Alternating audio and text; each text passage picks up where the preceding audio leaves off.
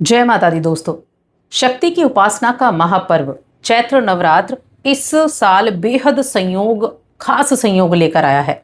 देखिए 19 मार्च से नव वर्ष की और साथ में चैत्र नवरात्र की शुरुआत हो रही है। इन 9 दिनों में माँ दुर्गा की आराधना करने का दिन होता है और ग्रहों की स्थिति भी कुछ ऐसी बन रही है जो आपके लिए विशेष होने वाली है। और ये भी हम जानेंगे कि किस तरह आप अपने लिए इस वक्त को विशेष बना सकते हैं। देखिए चैत्र नवरात्र जो कि माँ दुर्गा के 9 स्वरूपों की पूजा करने का समय है, बहुत ही शुभ समय ये होता है। माँ दुर्गा पृथ्वी पर वास करती हैं इन 9 दिनों में। 19 मार्च से शुरू होंगे और 27 मार्च तक रहेंगे, यानी पूरे 9 दिनों तक ये नवरात्र रहने वाले हैं। अब इनकी जो कलश स्थापना का जो शुभ मुहूर्त रहेगा उसके बारे में जान लेते हैं। पहले देखिए ये कलश स्थापना का जो शुभ मुहूर्त है वो 6:10 से 8:35 तक है। और अभिजीत मुहूर्त जो अगर इस वक्त में आप ना कर सकें तो दोपहर में 12:05 से 12:53 तक है। इस वक्त में आप कर सकते हैं। तो अपने जिस तरह से आप भगवान माँ दुर्गा को मनाते हैं, जिस तरह से माँ दुर्गा के व्रत आप रखते हैं, उसी तरह से आप रखें। बताने को मैं भी आपको बता सकती हूँ कि आपको क्या क्या करने हैं, तो थोड़ी सी जानकारी हम ले लेते हैं। घट स्थापना करें, मिट्टी के पात्र में जौ बोकर उस पर कलश स्थापित करें, कलश पूजन करें, गंगा जल, आम के पत्ते, नारियल से कलश को सजाएं। चौकी की स्थापना करें, चौकी पर लाल कपड़ा बिछाकर माँ की प्रतिमा को रखें और हो सके तो अखंड जोत जलाएं। अगर नहीं जला सकते हैं तो कोई बात नहीं है। डेली पूजा करें, फूल, धूप, दीप, भोग अर्पित करें, माँ के मंत्र का जाप कर सकते हैं और सुबह शाम आरती करें। और 9वें दिन आप कन्या पूजन कर सकते हैं। तो ये कुछ छोटी सी चीज़ें हो गई हैं। बाकी हम सभी शुरू से नवरात्र के व्रत रखते हैं, माँ दुर्गा की जगत जननी की पूजा करते हैं, तो हम सभी को पता है हम कैसे पूजा पाठ करते हैं। मैं बात कर रही हूँ कि कुंभ राशि के जातकों के लिए ये नवरात्र कैसे होने वाले हैं। तो 19 मार्च से 27 मार्च तक की मैं बात करूंगी और इन 9 दिनों में उन योगों की मैं बात करूंगी जिसकी वजह से ये नवरात्र बहुत ही विशेष रहेंगे। तो देखिए यहाँ क्या होगा, आपकी राशि में अभी कौन बैठे हुए हैं? राहु हैं और मंगल भी हैं। अब मंगल अस्त थे, ये उदय हो जाएंगे। साथ में बुध भी बैठे हुए हैं, तो बुध की भी स्थिति अच्छी बनी हुई है। आपका जो दूसरा भाव है वहां पर शनि, सूर्य और शुक्र विराजमान है। ये त्रिग्रही योग बना रहे हैं। इस नवरात्र के दौरान ही 26 मार्च को शुक्र का राशि परिवर्तन हो जाएगा, जो आपके तीसरे भाव में आ जाएंगे, यानी मेष राशि में आ जाएंगे। और ये आपके लिए योग कारक ग्रह होते हैं। एक तो परिवर्तन ये होगा, दूसरा ये होगा कि जो चंद्रमा की स्थिति है वो मेष राशि, वृषभ राशि, मिथुन राशि में रहेगी इन 9 दिनों में। ठीक है, इन 9 दिनों में यहाँ जो स्थितियां ये बनेंगी, इससे जो योग बन रहे हैं ना, चंद्रमा की जो स्थिति है वो बहुत ही शुभ है। पहले तो जो 23 तारीख से बहुत शुभ रहेंगे, चंद्रमा अपनी उच्च की राशि वृषभ राशि में होंगे, आपके केंद्र में, चौथे घर में। उसके बाद चंद्रमा मिथुन राशि में जाएंगे तो गजकेसरी योग बनाएंगे, क्योंकि गुरु बृहस्पति के साथ विराजमान होंगे। ठीक है, और उसके बाद की जो स्थिति रहेगी वो कर्क राशि में होंगे। तो चंद्रमा की स्थिति काफी अच्छी है, जो आपके लिए बड़े उत्तम रिजल्ट देने वाली रहेगी। और किस तरह के रिजल्ट देगी और कैसे आप इनसे अच्छे रिजल्ट प्राप्त कर सकते हैं, इसके बारे में हम जानेंगे। साथ में जो थोड़ा सा आपको ध्यान रखना है उसकी भी मैं बात करूंगी। तो देखिए जब नवरात्र की शुरुआत होगी तो माँ दुर्गा जगत जननी है। जो माँ दुर्गा को याद करे, जो माँ दुर्गा की आराधना करे, वो उसकी इच्छा पूरी करती है। अब यहाँ आपके लिए अच्छी स्थितियां तो बनी हुई हैं, हम पहले भी बात कर चुके हैं, क्योंकि गुरु बृहस्पति मार्गी हैं पंचम भाव में, उनकी दृष्टियां बहुत अच्छी हैं।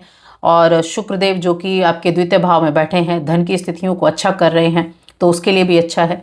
और इस दौरान अगर आपको कोई भी हेल्थ इशू थे तो हेल्थ इशू आपके खत्म हो जाएंगे। हेल्थ प्रॉब्लम जो चल रही थी उसमें आपको बहुत ज़्यादा राहत देखने को मिलेगी। आप ये देखेंगे कि जिन लोगों को दिक्कतें थी ना, वो इस चीज़ को महसूस कर पाएंगे। बस थोड़े से खर्चे ज़्यादा हो सकते हैं, खर्चों को लेकर थोड़ा सा सतर्क रहना है। और आर्थिक मामलों में जो भी डिसीजन लें, बहुत सोच समझ कर आपको लेना है। इसके अलावा ये समय आपके लिए थोड़ा जल्दबाजी में कार्य करने का हो सकता है, तो जल्दबाजी को अवॉइड करें। जल्दबाजी में कोई डिसीजन ना लें, जल्दबाजी में कोई ऐसा कार्य ना करें। शुक्र की स्थिति बहुत अच्छी है, सूर्य की स्थिति बहुत अच्छी है। शनि के साथ हालांकि सूर्य युति कर रहे हैं और शुक्र भी शुक्रादित्य योग बना रहे हैं। धन कमाने के बारे में बहुत अधिक विचार रहेगा, धार्मिक आप रहेंगे, धर्म कर्म से आप जुड़े रहेंगे, पूजा पाठ में आपका मन लगेगा। और देखिए पूजा पाठ में मन लगेगा, मन में बड़ी शांति रहेगी, परिवार के साथ आपकी बॉन्डिंग बहुत अच्छी होगी, एक अच्छे से सामंजस्य आप बनाकर चलेंगे, अपने से बड़ों के साथ अच्छा से सामंजस्य आप बनाकर चलेंगे। गुरु की जो पोजीशन है वो आपको प्रेरित करेगी काम करने के लिए, कि काम करना है, काम के अलावा, काम के बिना कुछ नहीं है। इसीलिए आप इस चीज़ पर पूरा फोकस बनाकर रखेंगे कि आपका जो जिस भी कार्य को आप कर रहे हैं, मैं करियर की बात कर रही हूँ, करियर के मामले में जो भी आप काम करते हो उसकी तरह पूरी तरीके से समर्पित रहेंगे। आप ये सोचेंगे कि मेरा पैसा नहीं रुकना चाहिए, मेरा काम नहीं रुकना चाहिए जिसकी वजह से मेरे पैसे कट जाएं, ये चीज़ें आपके मन में रहेंगी, क्योंकि गुरु बहुत अच्छे रिजल्ट दे रहे हैं। देखिए पंचम पर दृष्टि, धर्म पर की यात्रा कर सकते हैं इन 9 दिनों में। आप हो सकता है कहीं पहाड़ों पे आप यात्रा करने जाएं, और ये 26 और 26 तारीख से ज़्यादा योग बने हुए हैं कि कोई आपका टूर ऐसा हो जाए, कहीं पहाड़ों पर जाना, इस तरह का टूर आपका बनता हुआ दिखाई दे रहा है। आपके अपनों का, बड़ों का सहयोग मिलेगा, आपको भाग्य का सपोर्ट मिलेगा, आपके जो परिवार के लोग हैं वो बड़े सपोर्टिव रहेंगे। इसके साथ ही जो बिजनेस करने वाले जातक हैं उनके लिए भी समय जो है काफ़ी अनुकूल है। बस अपनी वाणी पर थोड़ा सा नियंत्रण रखना है, क्योंकि कई बार वाणी की वजह से काम बिगाड़ देते हैं। देखिए दूसरा भाव वाणी का भाव है, जहां शनि आपकी राशि के स्वामी और साथ में सूर्य आ गए हैं। अब सूर्य और शनि दोनों में ना बड़ी शत्रुता है, पिता पुत्र है लेकिन शत्रुता बड़ी है। तो अपने पिता के साथ आप थोड़ा सा अपनी वाणी में नम्रता रखें, कोई भी किसी तरह का आप ईगो मन में ना लाएं, किसी तरह के आर्ग्यूमेंट करने से आपको बचना है। ये जो शुक्र का गोचर है, ये जो शुक्र द्वितीय भाव में बैठे हैं, ये आपके लिए बहुत अच्छे रिजल्ट दे रहे हैं, लेकिन ये 26 तारीख को राशि बदलकर तीसरे भाव में आ जाएंगे। तीसरे भाव में आकर अपनी ही राशि को देखेंगे। ये यात्राओं के लिए बड़ा जबरदस्त योग बनाने वाले हैं, इच्छा पूर्ति वाली यात्राएं। आप देखेंगे अचानक से चीजें ऐसे बदलेंगी कि 26 मार्च से लेकर, यानी 26 मार्च से आप मान लीजिए ट्रैवल आपका जरूर होगा, ये आप नोट करके रखें।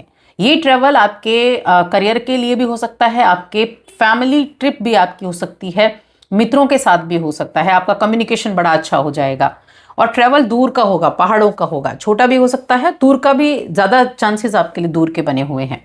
तो ट्रैवल के लिए काफ़ी अच्छा ये समय आपके लिए बना हुआ है, और ज़्यादातर चांसेस हैं कि आप अपने पूरे परिवार के साथ या परिवार के लोगों के साथ, अपने जीवन साथी के साथ, उनके साथ ट्रैवल करने वाले हैं। और धार्मिक के भी योग बने हुए हैं कि धर्म से जुड़ा हुआ ट्रैवल आपका रहेगा। ये आपको सुकून देने वाला होगा, ये आपके लिए एक ऐसी खुशियों की सौगात देने वाला होगा कि आप उसको याद करेंगे। होता है ना, हम जब कहीं घूमने जाते हैं तो वो चीज़ें यादगार बन जाती हैं, तो वैसी ही स्थितियां रहेंगी। अब ये जो 9 दिन हुए, इन 9 दिनों में माँ दुर्गा की जो कृपा है वो तो आपके ऊपर होगी ही होगी, और ये जो ग्रहों की दृष्टियां हैं, ये जो ग्रहों की स्थितियां बनी हुई हैं, ये भी आपके लिए बड़ा उत्तम रहने वाला है, बहुत ही उत्तम। देखिए नए वर्ष की शुरुआत, हमारे हिंदू नववर्ष की शुरुआत भी इसी 19 तारीख से हो रही है, और इस वर्ष के जो राजा होने वाले हैं वो गुरु बृहस्पति ही हैं, और जो मंत्री होंगे वो मंगल हैं। अब मंगल मंत्री हैं और सेनापति तो ग्रहों के हैं ही, तो बड़ा अच्छा ये समय है कुछ बड़े बदलाव का, नए अवसर का। तो ये नवरात्रि आपके जीवन में अच्छा कुछ लेकर आने वाले हैं। आप बस अपने सच्चे मन से माँ दुर्गा की आराधना करें, माँ दुर्गा की पूजा अर्चना करें, ताकि उनका आशीर्वाद आप पर बना रहे। हो सके तो दुर्गा चालीसा का पाठ आप डेली करें, 11 दुर्गा चालीसा का पाठ आप संकल्प लेकर डेली कर सकते हैं। कोई इच्छा रखकर तो उससे आपकी इच्छा भी पूरी होने का योग बनता है। तो बस आज की इस वीडियो में इतना ही।